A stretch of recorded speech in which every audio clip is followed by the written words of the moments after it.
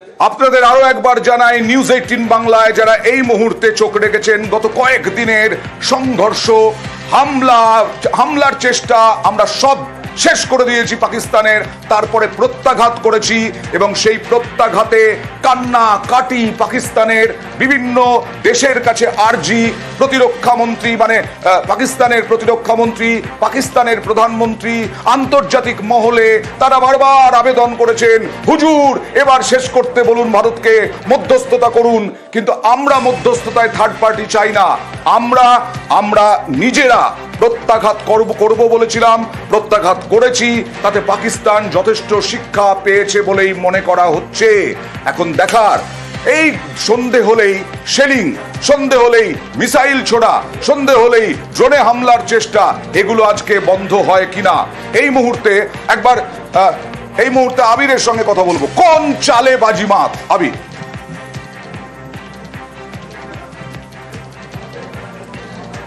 দেখো, এই মুহূর্তে বিদেশ মন্ত্রকে এবং সাউথ ব্লকে একটি শব্দ নিয়ে ভীষণ আলোচনা চলছে, সেটার নাম হচ্ছে ডি-এসকালেট।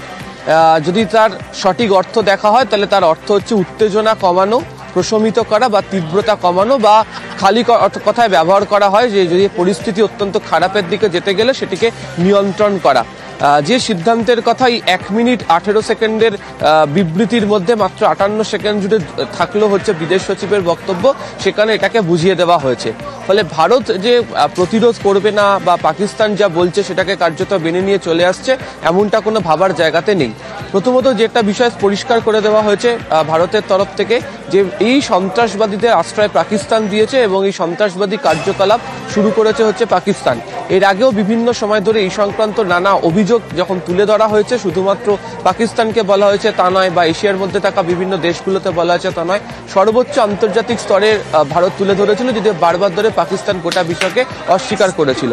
পেহেলগাঁওয়ের ঘটনার পর ভারতের তরফ থেকে যে উচিত শিক্ষা বা তাদের জবাব দেওয়া হয়েছে এবং যেভাবে তাদেরকে জবাব দেওয়া হয়েছে তাতে পাকিস্তানের কোমর কার্যত ভেঙে গিয়েছে।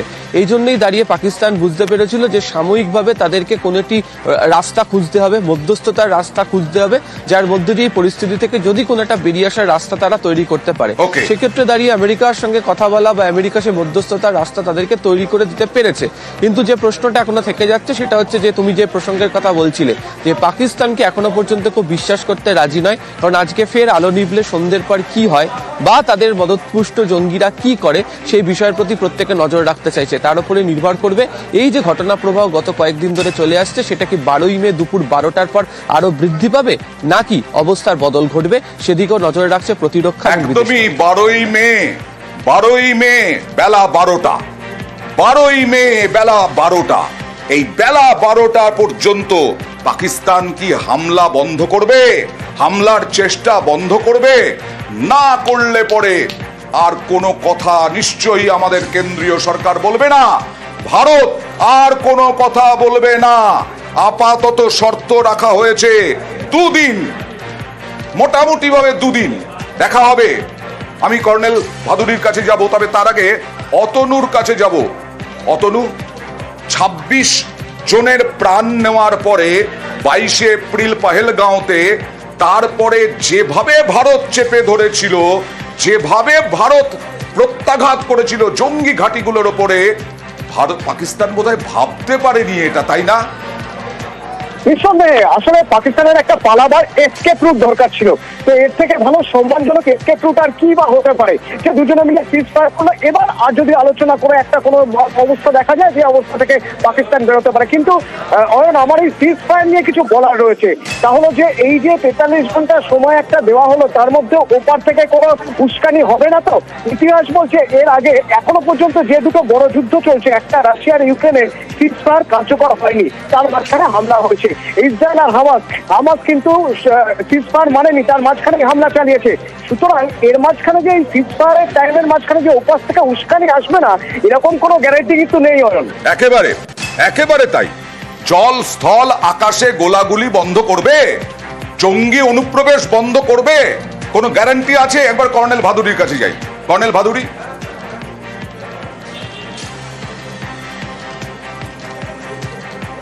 দেখুন,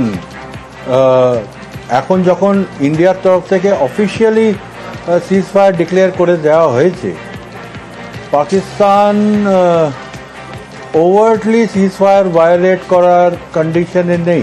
হ্যাঁ, করতে পারে, মানে ওদেরকে কে থামাচ্ছে, কিন্তু ওটা ওদের আগেনস্টে যাবে।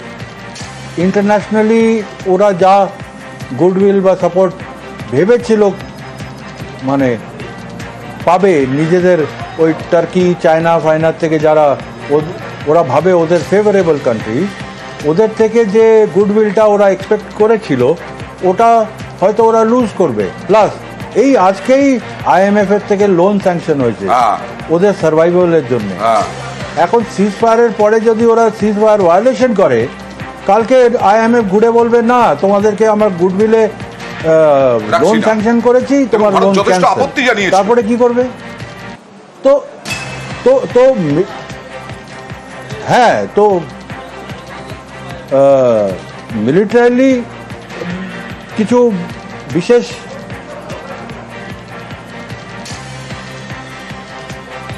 কর্নেল ভাদুরী, আমি জানার চেষ্টা করব চীন একটা বড় মার্কেট পায় এই ভারতে। আজকে যদি এরকম ভাবে সংঘর্ষ চলতে থাকে ভারত পাকিস্তানে, চীন তো সেরকম ভাবে পাশে নেই এই মুহূর্তে, সেটাও কি পাকিস্তান বুঝতে পারছে মার্কেটের দিক থেকে, অর্থনৈতিক দিক থেকে?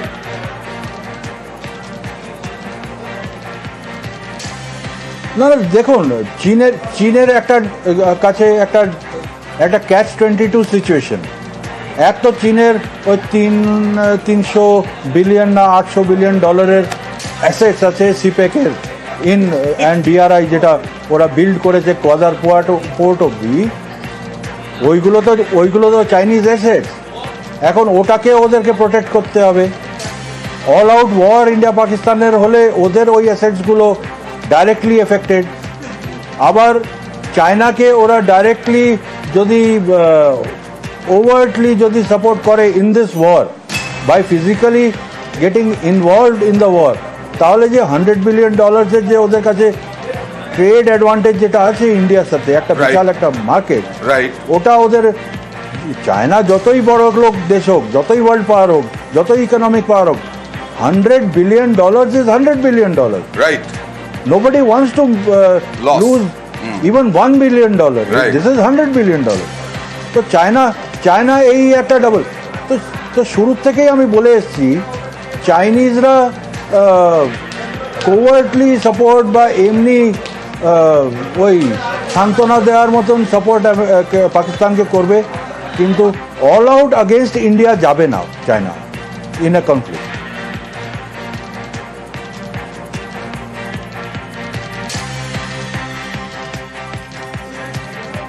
নিউজ 18 বাংলা এই মুহূর্তে যারা চোখ রেখেছেন তাদেরকে জানাই, ভারত সংঘর্ষ বিরতি ঘোষণা করলো।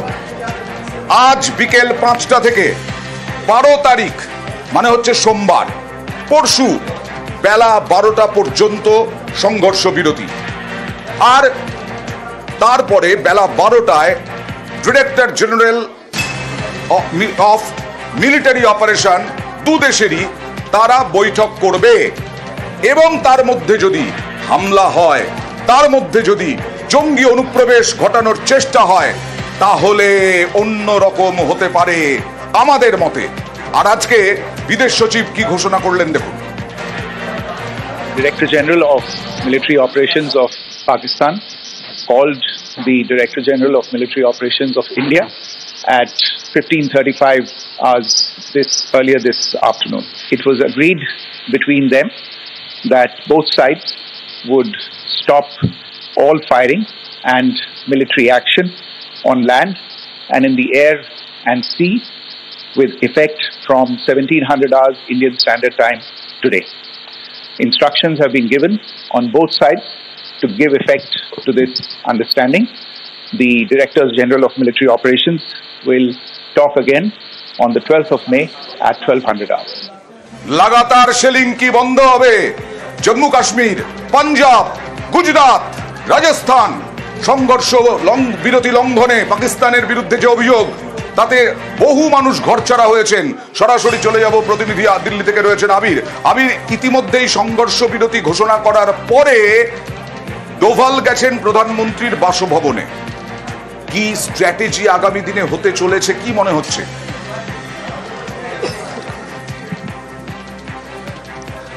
দেখো, প্রথমত হচ্ছে যে সীমান্তে সেনা, বায়ুসেনা, নৌসেনা তাদের তরফ থেকে আক্রমণ প্রতি আক্রমণটা বন্ধ থাকলেও সীমান্ত পারের যে উত্তাপটা এখনো পর্যন্ত কমেনি। ভারতের দিক থেকেও এখনো পর্যন্ত বিভিন্ন জায়গাতে অভিযোগের আকারে বারবার ধরে বলা হচ্ছে যে শুধু পেহেলগাঁওয়ের ঘটনা নয়, ভারত জঙ্গি ঘাঁটিগুলো গুড়িয়ে দিয়ে আসার পর বারবার ভারতের যারা নাগরিকরা রয়েছেন, সাধারণ বাসিন্দা যারা রয়েছেন, তাদের প্রতি পাকিস্তান আক্রমণ করছে। এই যে মধ্যস্থতার মধ্যে দিয়ে আপাতত একটা সিদ্ধান্ত গ্রহণ করা হলো 12 তারিখ দুপুর 12টা পর্যন্ত, সেই অবধি তো অবশ্যই সেদিকে নজর থাকবে। কিন্তু এই যে ভারতের যেখানে সেনা মোতায়েনরা করা রয়েছে, তাদের ভূমিকা ঠিক কি হবে, তার কারণ বারবার ধরেই গত 4 দিন ধরে বিশেষত দেখতে পাওয়া যাচ্ছে যে পাকিস্তান একটি অদ্ভুত কৌশল নিয়ে কাজ করেছে, যে সন্ধ্যের পর থেকে, আলো নেবার পর থেকে তারা লাগাতার আক্রমণ করেছে। এবং শুধুমাত্র পাকিস্তানি সেনার আক্রমণ নয়, এর মাঝে কিন্তু ভুলে গেলে চলবে না যে সাম্বা সেক্টর দিয়ে জঙ্গিদেরকে অনুপ্রবেশ করানোর চেষ্টা হয়েছিল, ভারত সেটা রুখে দিয়েছে।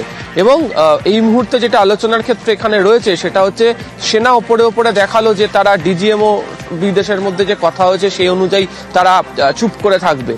কিন্তু যে আমি আসছি আন্তর্জাতিক সম্পর্ক বিশেষজ্ঞ অধ্যাপক ইমন কল্যাণ লাহিড়ী আমার সঙ্গে রয়েছেন, আমি অয়ন রয়েছি আপনার সঙ্গে। আমরা director general of military operation তাদের কাছে থেকে খবর পেয়েছিলাম সকালবেলা পাকিস্তান নতজানু হয়েছে, ভারতের পায়ে পড়ে গেছিল। তারা আলোচনা করেছিল যে সংঘর্ষ বিরতি করুন, আমরা রাজি হলাম, সময় দিলাম আগামী সোমবার বেলা 12টা পর্যন্ত। কি মনে হচ্ছে, পাকিস্তানকে বিশ্বাস করা যায়?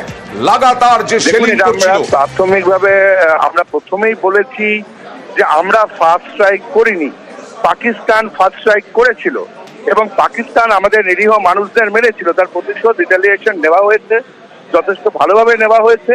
এবার আমরা কখনোই যুদ্ধ চাই না, এটা কখনো ভারতের পক্ষ থেকে বলা হয়নি যে আমরা যুদ্ধ চাই। ওরা যুদ্ধ পরিস্থিতি শুরু করে আমাদের সাধারণ মানুষকে মেরেছে।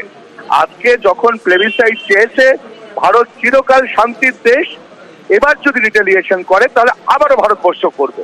কিন্তু আমরা সবাই কেউ যুদ্ধ চাই না, ভারতবর্ষ গান্ধীর দেশ। কিন্তু এটা পাকিস্তানকে মনে রাখতে হবে, ভারতবর্ষ যেমন গান্ধীর দেশ তেমন কিন্তু কুরুক্ষেত্রের যুদ্ধ ভারতবর্ষে হয়েছিল। স্বাগত যদি পাকিস্তান আর বাড়াবাড়ি না করে এই সিজফায়ার, আমরা মানবতার স্বার্থে, মানুষের স্বার্থে আমরা চাই, আমরা কেউ চাই না সাধারণ মানুষ মারা যাক। কিন্তু আমাদের দেশে যদি কোনো ক্ষতি হয়, সে ক্ষতি আমরা নিতে রাজি নই। ধন্যবাদ।